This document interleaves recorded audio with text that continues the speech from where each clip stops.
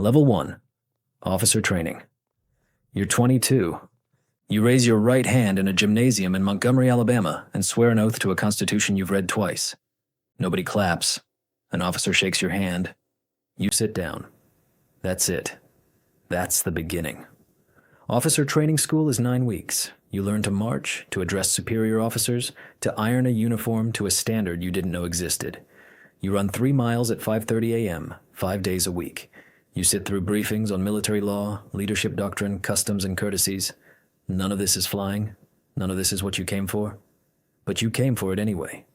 You understand, somewhere in the first week, that the point is not to teach you things. The point is to see what you do when the environment itself is the obstacle. A guy in your flight, 8 people, same barracks hall, named Kowalczyk gets recycled at week 5. Missed a uniform inspection, then missed a physical fitness standard, then missed an ethics brief. Not bad enough to wash out. Bad enough to start over. You watch him pack his gear on a Sunday afternoon and carry it down the hall to the week 1 barracks. You don't say anything. There's nothing to say. You just note it, the way you've started noting everything. What happened, what preceded it, what it cost. You commission as a second lieutenant. You have a degree in aeronautical engineering and a slot in undergraduate pilot training, starting in 6 weeks. You don't sleep much those 6 weeks. You study aircraft systems and weather theory and aerodynamics, and you run every morning because they told you to stay in shape and because motion is the only thing that slows the waiting down. Level 2. Undergraduate pilot training. You're 23, 52 weeks, Vance Air Force Base, Enid, Oklahoma. Population 50,000. Nothing for miles in any direction except flat land and wind. UPT is the hardest year of your life. Not physically. The physical part is manageable. The cognitive load is what finds the ceiling. You fly the T-6 Texan II, a turboprop trainer, small and quick and honest in the way that training aircraft are honest. It tells you immediately when you're wrong. You fly 4 times a week, sometimes 5. Between flights you brief, debrief, study, brief again. The volume of information per day is unlike anything you've encountered.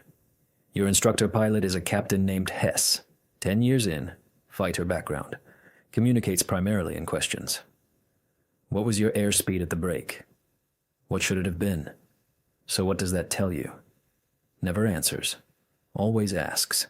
You learn more from his questions than from any answer. Solo flight comes at week 7. You've flown 17 sorties with Hess beside you. Seat 17, he climbs out at the end of the debrief and says, "It's yours." No ceremony. He walks to the building. You get back in the airplane. The moment the wheels leave the runway and you understand that the only person in this aircraft is you, something restructures in your chest. Not fear, something cleaner. Responsibility landing on you like a physical weight and your body accepting it. You fly for 40 minutes. You shoot 4 practice approaches. You land. Hess is on the ramp when you taxi in. He signs your logbook. He says, "Not bad. That's all." You graduate UPT in the top quarter of your class. You get your first choice. F-16S, Level 3. F-16 Basic Course. You're 24. Luke Air Force Base, Phoenix, Arizona. 6 months learning the F-16 Fighting Falcon, which is 27,000 pounds of machinery built to go supersonic, carry weapons, and be flown by one person. The checkout process has 3 phases: academics, simulators, and live flying. Academics cover aircraft systems, weapon systems, threat systems, tactics.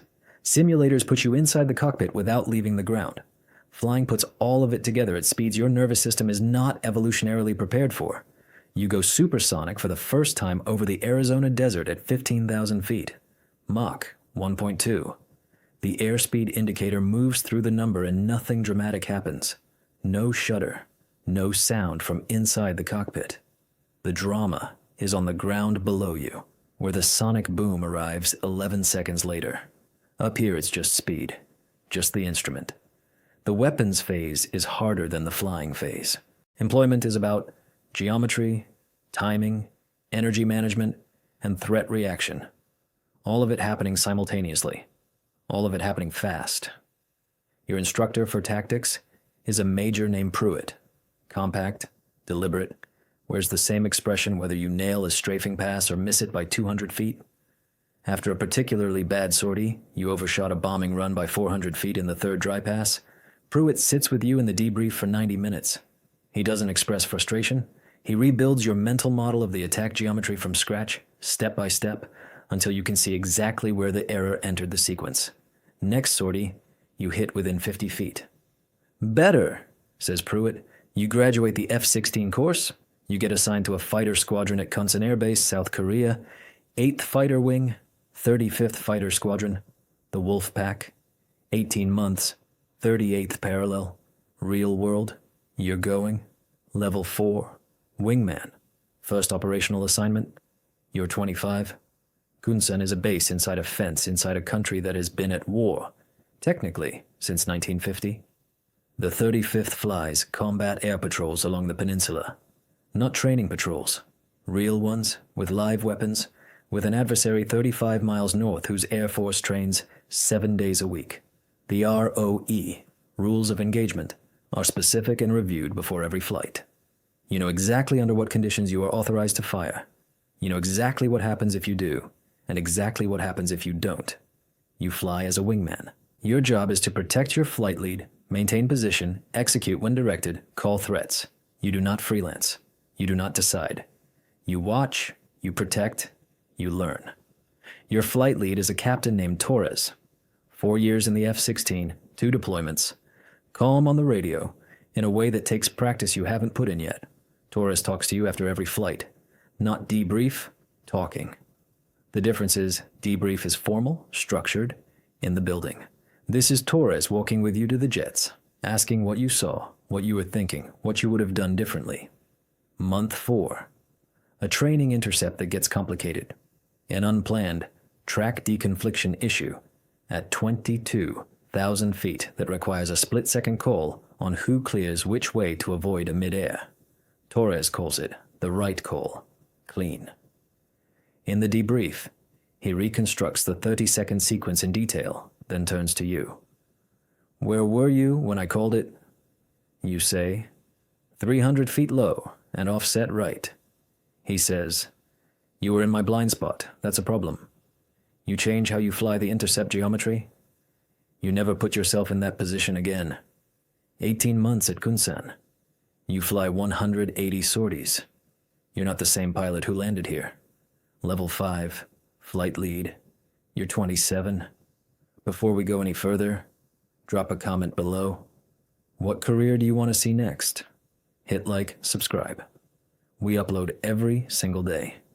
Flight lead certification means you're responsible for the formation.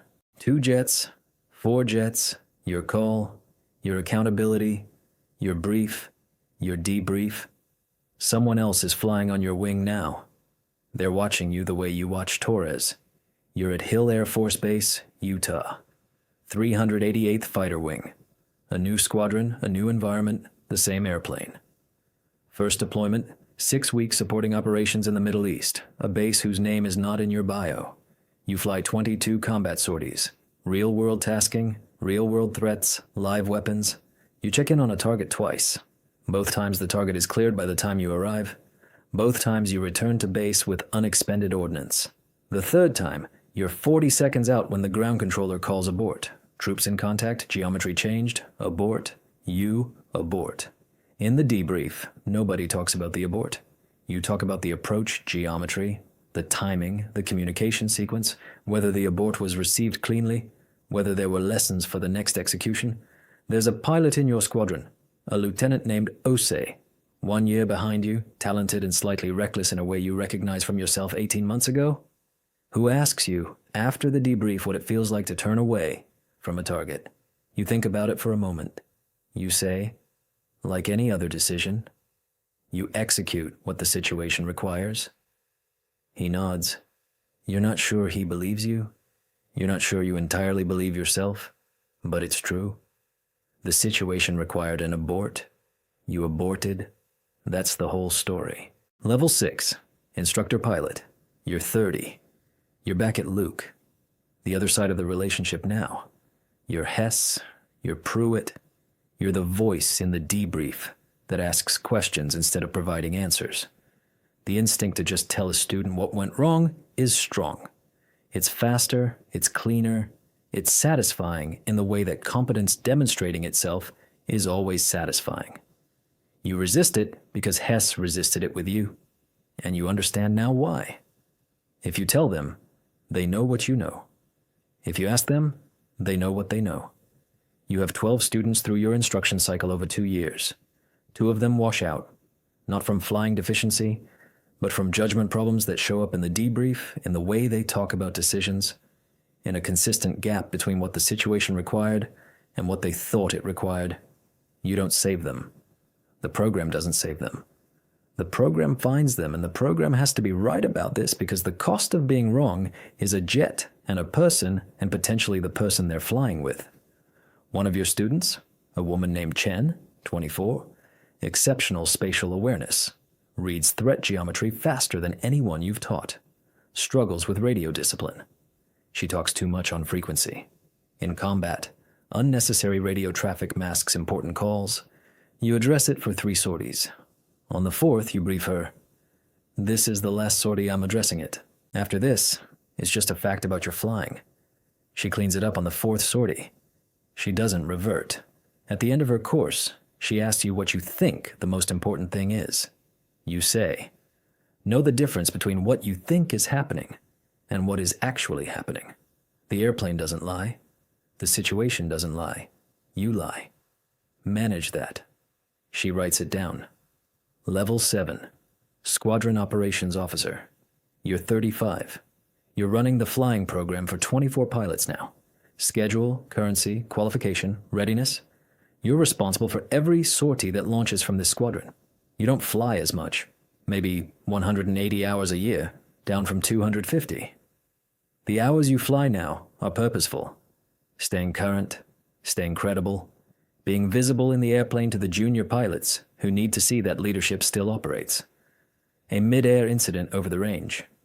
Not a collision. A near miss. 2 aircraft from your squadron at the merge. A closure rate that exceeded what the deconfliction plan allowed. Both pilots safe. Both jets land clean. The incident is mandatory reportable. You run the safety investigation yourself. You go through the tapes, the radio transcripts, the HUD video from both jets. You find the error, a timing miscommunication in the pre-merge call that put both aircraft in the same piece of sky at the same time. The error belongs to a senior captain named Reyes, 7 years in.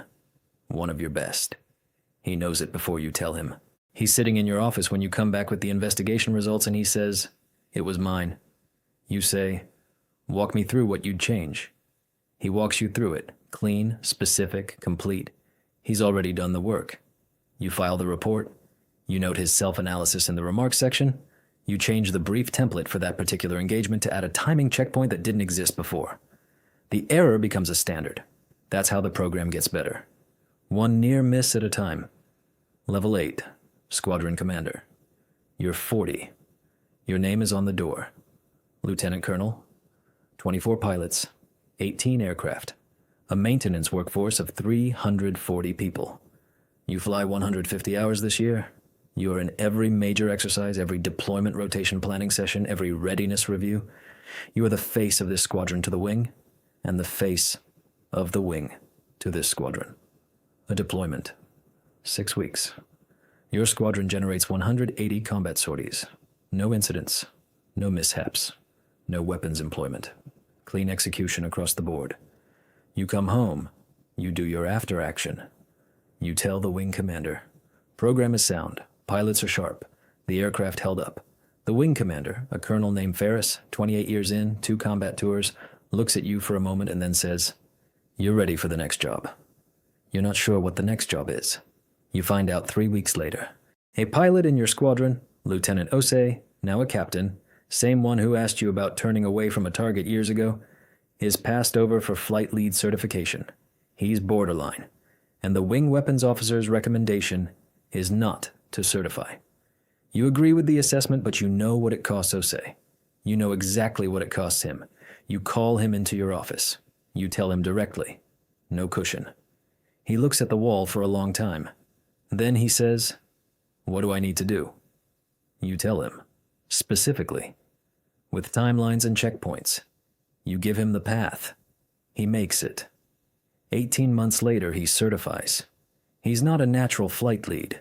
He's a built one, which is different and in some ways better. You rotate out before you find out how the story ends for him. Level 9, Wing Commander. You're 46, 5,000 flight hours, 2 combat deployments, 24 years in the Air Force. You command 4,200 people. The flying mission, the maintenance enterprise, the support functions, the medical group, the security forces. You are responsible for the combat readiness of an entire wing. You brief 4-star generals. You sit in planning conferences for contingencies that you're not allowed to write down anywhere outside of a secure facility. The flying, you still fly 80 hours a year, feels like a separate life now. When you strap into the F-16, the wing goes away. There's just the airplane and the mission and the discipline of it. The part of you that became a pilot at 23 is still entirely intact when you're in the cockpit. You've noticed that. You're grateful for it. A serious maintenance incident this year. An aircraft returns from a sortie with damage that should have been caught in the pre-flight inspection. Nobody was hurt. The jet made it back. But the inspection failed, which means the process failed, which means the culture somewhere allowed a shortcut. You convene a stand-down. One day, no flying. Every maintenance crew in a room with their leadership. Not to discipline, to understand. You ask questions until you find the place where the shortcut lived. It lived in a handoff procedure between shifts, in an assumption that someone else had checked something. You rebuild the handoff procedure. You fly a week later. You think about Hess, who said, "It's yours," and walked to the building. You think about Torres, who asked where you were when he called it. You think about Pruitt, who rebuilt your geometry from scratch without frustration. You have become the thing they were building. You didn't notice it happening. You notice it now. Level 10, retired. You're 52, 5,600 flight hours, 26 years, 3 combat tours, 2 command tours, a career that started in a gymnasium in Montgomery, Alabama, where nobody clapped. The retirement ceremony was at the base, dress blues, a flyover by 4 F-16s in missing man formation. One jet pulling up and away from the others. The gap in the formation where you used to be. You stood on the flight line and watched them go and felt something you don't have a clean word for. It's a Tuesday now. You're in a house in Colorado Springs. High altitude, mountains visible from the kitchen window. You moved here for the mountains. You can see the sky from here in a way you can't from flat places, and you've realized that after 26 years, you need to be able to see the sky. You consult. An aerospace contractor, 1 day a week. Reasonable work. Reasonable money. Nothing urgent. You're not running anything. You're advising. You think about Kowalczyk, who got recycled in week 5 and had to carry his gear down the hall. You never found out how he finished. You hope he finished. The ones who get recycled and come back are sometimes the best ones. They already know what it costs, and they pay it anyway. You think about Torres. He retired 2 years before you. You had a beer with him at a conference and he was exactly the same. Calm, precise, asked you more questions than he answered. He never changed. You think about what it means to be that consistent over 20 years and decide it means he always knew who he was. You think about Osei. You think about him asking what it feels like to turn away from a target and your answer, and whether the answer you gave him was complete. You decide it wasn't. The complete answer is, it doesn't feel like anything at the time. It feels like something later. Later is where everything lands. The mountains are clear this morning. No clouds, just the rock and the sky and the distance between them. You were up there for 26 years, 5,600 hours. Nobody could see you from down here, and you couldn't see down here clearly from up there, and that distance was where the work lived. You pour a second cup of coffee. The sky doesn't need you anymore. That was always fine.